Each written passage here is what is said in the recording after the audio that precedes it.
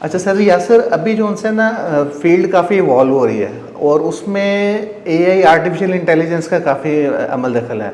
उसकी क्या इंपॉर्टेंस आपको लगती है? और जैसे अभी आपने जिक्र भी किया इंट्रो में कि उसके कुछ ड्रॉबैक्स भी हैं, फिर उसके कहाँ कहाँ यूजेस हैं, वो ज़रा एक्सप्लेन कीजिएगा। Thank you so much Ehtesham भाई, बहुत ही थैंक यू आपका इसमें भी कि बहुत रेलेवेंट सवाल है और ये करंटली एक बहुत डिस्कशन में हर बंदा जो है ना वो एआई और इसके ऊपर सुनना चाहता है और उर्दू कंटेंट्स इस पे कम है। अगर आप फॉरेनर्स को सुनेंगे या टेड के लेक्चर सुनेंगे तो दे आर अवेलेबल और बहुत सारे लोग इंग्लिश स्पीकिंग के इसके ऊपर रिसर्च करते हैं और इस पे बहुत ज़्यादा काम हो रहा है और इस पे अभी $1 बिलियन इन्वेस्टमेंट भी इसी प्रोजेक्ट में। It's a very antique and unique field और इसकी बहुत वर्सटैलिटी है, इसकी बहुत एप्लीकेशंस आने वाली हैं। जैसे मैंने पहले एग्जांपल दिया, इलेक्ट्रिसिटी की बहुत एप्लीकेशंस हैं। जैसे हम उसके ऊपर अब विदाउट इलेक्ट्रिसिटी हम इम्पॉसिबल समझते हैं लाइफ, जिस तरह मेरे अदर फैक्टर्स हैं जैसे कंप्यूटर है, अब वो भी पार्ट एंड पार्सल है, हमारे मोबाइल फ़ोन है,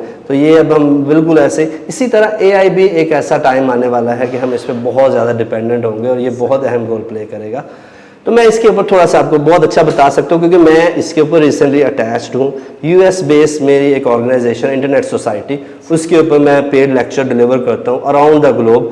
पाकिस्तान में भी यानी फैसलाबाद में भी मेरा लेक्चर हुआ था, चिनाब क्लब में भी, और उसमें था artificial intelligence and future trends. इसी तरह फिर लेक्चर था पीरू में, नॉर्थ अमेरिका में, जिसका मैंने पहले भी जिक्र किया है, उसमें था आर्टिफिशियल इंटेलिजेंस इस गवर्नेंस एंड पॉलिसीज। फिर यूएस में भी रिसेंट लेक्चर था, वो था आर्टिफिशियल इंटेलिजेंस एंड ऑटोमेशन, यानी इंडस्ट्री के अंदर ये बहुत, यानी ईच एंड एवरी पार्ट में ये बहुत अहम है। और जो करंट हम डिस्कशन लेके चलेंगे आज वो होगी आर्टिफिशियल इंटेलिजेंस एंड एजुकेशन। ये सबसे मेन और अहम होता है किसी भी पेरेंट्स के लिए, किसी भी सोसाइटी के लिए, किसी भी नेशन के लिए कि एजुकेशन के अंदर कैसे हम इसको चेंज कर सकते। तो मैं वन बाय वन इसके ऊपर आता हूँ। तो सबसे पहले आर्टिफिशियल इंटेलिजेंस को समझना बड़ा ज़रूरी है, इसका इंट्रो बड़ा इंपॉर्टेंट है। तो आर्टिफिशियल इंटेलिजेंस जो है ना, ये जो फर्स्ट टर्म कॉइंड हुई थी ये 1956 में हुई थी और अमेरिकन साइंटिस्ट हैं जॉन मैककार्थी, इन्होंने इसको कॉइंड किया था आर्टिफिशियल इंटेलिजेंस। तो फिर उन्होंने इसकी प्रोग्रामेबल लैंग्वेज भी इंट्रोड्यूस करवाई थी, उसको लिस्प कहते हैं, यानी लिस्ट प्रोसेसिंग, इसके नाम से ये लैंग्वेज है। तो ये था कि इसमें आर्टिफिशियल इंटेलिजेंस को अगर हम ब्रॉडर वे में डिफाइन करें तो ये है कि हम ये चाहते हैं कि machine should learn, reason and act in a way that typically require a human intelligence। यानी कि ऐसी हम मशीन, ऐसी एक रोबोट चाहते हैं, ऐसा एक स्ट्रक्चर चाहते हैं जो बिल्कुल इंसान की तरह समझे और उसी की तरह इंटरप्रेट करे और हमारे कामों में हमारा एक असिस्टेंट बन जाए।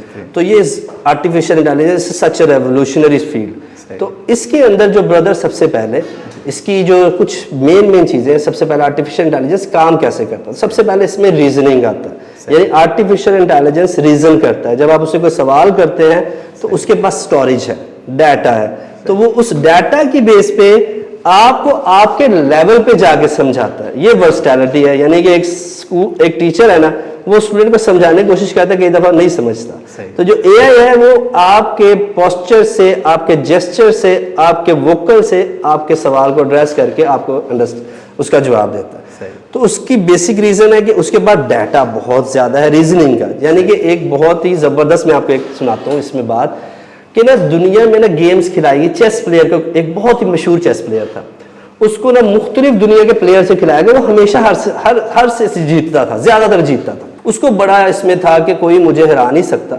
लेकिन एक आर्टिफिशियली डिजाइन रोबोट के गेम्स उसको खिलाया गया। लेकिन वो जो आर्टिफिशियली डिजाइन रोबोट था वो भी दुनिया के मुख्तलिफ प्लेयर से खिलाया जा चुका था पहले, और उसने हर अपनी गलती से सीखा था। ये बड़ी वर्सटाइल, यानी पहले ऐसा नहीं था।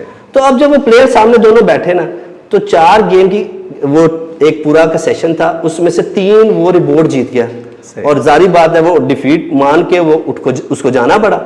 इसकी वजह क्या थी, क्यों वो जीता? क्योंकि उसके पास स्टोरेज थी, उसने वो मूव्स को याद रख सकता था। जो सुपर कंप्यूटर है, आर्टिफिशियल डिजाइन सिस्टम है, वो ऐसा कर सकता है। हम इंसान जो है, इवन अल्बर्ट आइंस्टाइन की जो आईक्यू है वो 156 से 160 है। तो वो यार हम क्रिएटिविटी की बहुत आगे हैं। हमारी जो डिसीजन मेकिंग अच्छी है, लेकिन we can not store the information that level.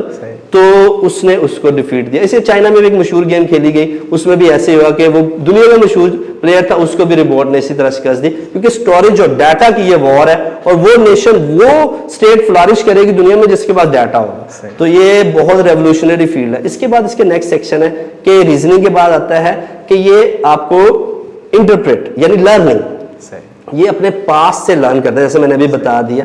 फिर उसके बाद ये आउटपुट देता है, यानी एक्ट करता है जैसे हम करते हैं। जैसे अगर आप मुझसे कोई सवाल पूछते हैं, अगर मैं टीचर हूं तो मैं कोई गलती, अगर कोई सवाल मुझसे पूछता है जिसका जवाब मुझे नहीं आता, तो मैं क्या करूंगा, मैं कुछ मुख्तलिफ बुक से कंसर्न करूंगा, उनसे सीखूंगा, किसी सीनियर बंदे से जो एक्सपर्ट होगा इस फील्ड में उससे सीखूंगा, फिर मैं उस चीज में एक्सपर्टाइज हो जाऊंगा। इसी तरह एआई भी अपने मिस्टेक से सीखता है और वो उसमें फिर एक्सपर्टाइज हो जाता है, उसी तरह फिर वो हमें आउटपुट देता है। इसी तरह ऑटोमेशन में बहुत सारी चीजें आती हैं, यानी अगर कोई प्रोडक्ट को उठाना है उसके लिए पहले ये था हमें ह्यूमन इंटरवेंशन चाहिए होती थी, लेकिन अब एआई सिस्टम क्या है, वो खुद से सेल्फ मेड अपनी गलती को पहचानता है, उसको रेक्टिफाई करता है और नेक्स्ट टाइम उसको रिपीट नहीं करता।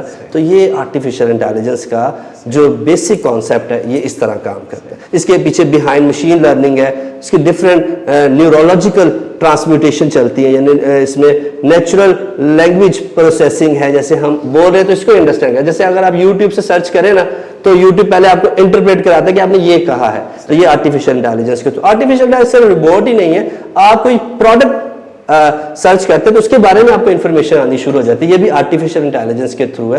तो artificial intelligence know you better than you yourself, कि आप अपने आपको इतना बेहतर नहीं जानते जितना वो आपको बेहतर जानते हैं। तो इस तरह ये सारा का सारा सिनेरियो चलता है। तो ये था जी आर्टिफिशियल इंटेलिजेंस का लिटिल बिट जो अब मैं जानता हूँ।